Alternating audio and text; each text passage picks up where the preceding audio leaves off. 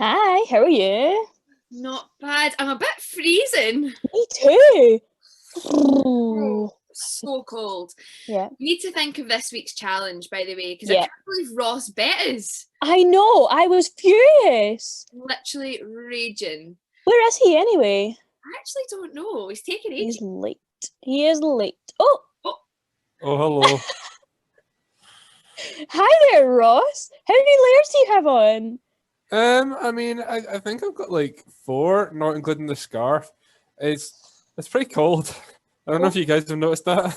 Oh my goodness, how long did that take you? It was pretty quick. Pretty speedy routine this morning. I think I was probably around about 30-second mark. No. I've got it down to a fine art of getting ready in the morning. Only 4 layers? 30 seconds? Yeah. I think I could do better than that. Do you though? I mean, last week's challenge didn't go particularly well for you. Well, I feel a new challenge coming on. 30 seconds. How many layers can you put on? Challenge accepted. Let's do this. Let's go. Let's go. I'm ready for this one. My t-shirt's all ready. 3, 2, 1. Go. It's going to be a lot harder than I thought.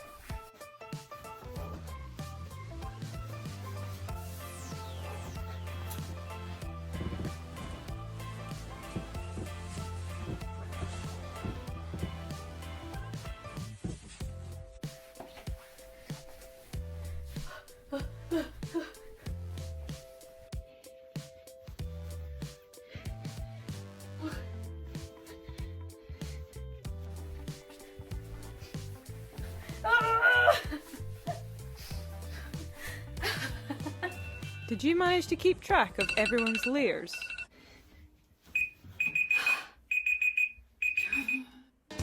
Corin got 5, Ross got 7, and Ailey won with 9 layers.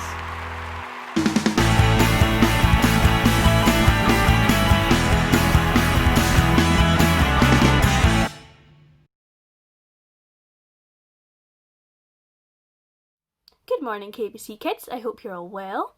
This is our last week of hearing about the amazing story of Joseph. Hopefully you've enjoyed it and you've learned some really interesting things about the life of Joseph and the amazing things that God can do. Let's watch a little video to remember what we've seen so far and to hear the end of Joseph's story. This is Joseph, who's the son of Israel and Rachel. Joseph was the most loved of all his brothers, so his brothers hated him. After being sold into slavery and put in jail, Joseph found favor with the Pharaoh and ruled over all of Egypt.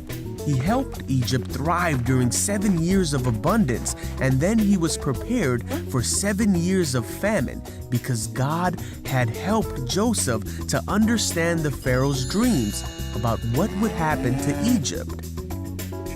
Now during this time, Joseph's brothers came to seek his help, and after testing them, Joseph told them who he was, and he forgave his brothers for all the trouble they had put him through. But Joseph had not seen his father for many years. So he sent for Israel and his brothers' families. Together they all traveled to the land of Egypt, where Joseph would provide for them in the famine.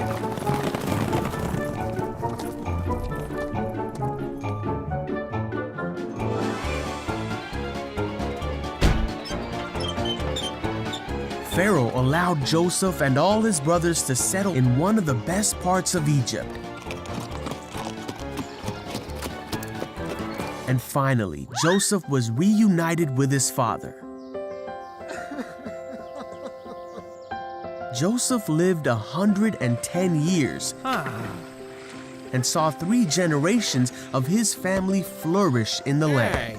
Before Joseph died, he told his brothers of the future of Egypt. He told them of the exodus that would take place, meaning that they would all return to the promised land of their father Israel, his father Isaac, and his father Abraham. He made his brothers promise that when they left the land of Egypt, they would take his bones with them and bury them in the promised land.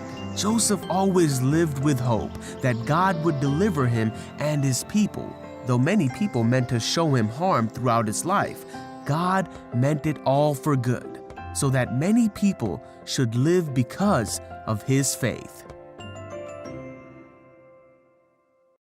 Take a look outside.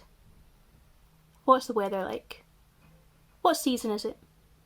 It looks very much like autumn outside my house today. Bit of sun, bit of rain, lots of orange and golden leaves. The planet isn't the only thing that has seasons. We all have seasons in our life, but in a different way. We can have some good seasons of our lives and some bad seasons, and lots of things can change in these seasons. I'm in a new season of my life right now where things have changed, and I've finished university and I'll be working for the church for a year, and I'm excited about this new season. When we come out of hard times or difficult seasons, we're able to feel peace and contentment, and maybe even feel like celebrating. This is how life goes. Sadness and joy, crying and dancing, valleys and mountaintops.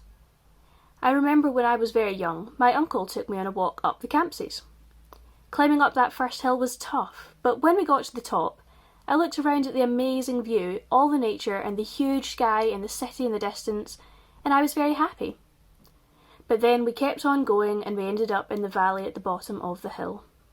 I was tired and it was wet and dark down there and I didn't like it.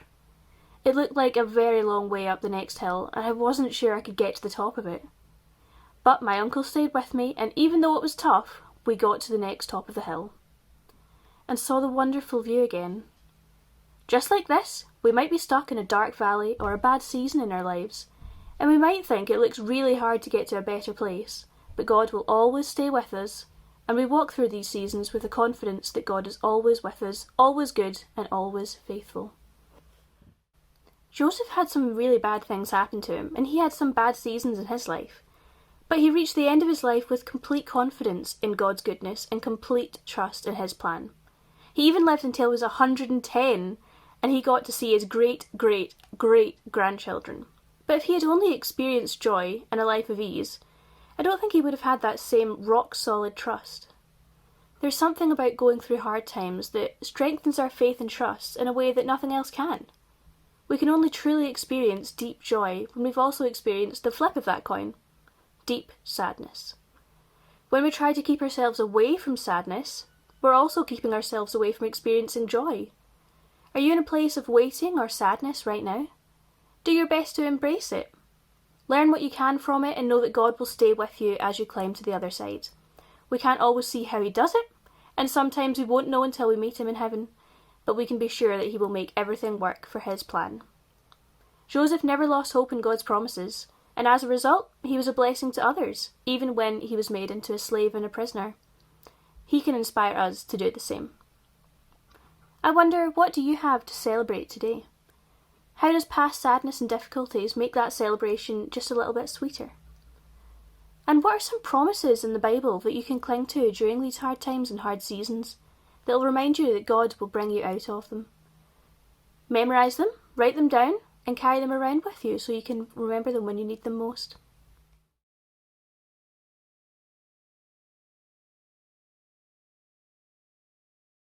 May the God of hope fill you with all joy and peace as you trust in him, so that you may overflow. May the God of hope fill you with all joy and peace as you trust in him, so that you may overflow with great hope by the power of the Holy Spirit.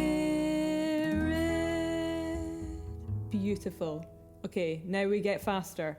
May the God of hope fill you with all joy and peace as you trust in him, so that you may overflow. May the God of hope fill you with all joy and peace as you trust in him, so that you may overflow with great hope by the power of the Holy Spirit. Romans 15:13. May the God of hope fill you with all joy and peace as you trust in him, so that you may overflow.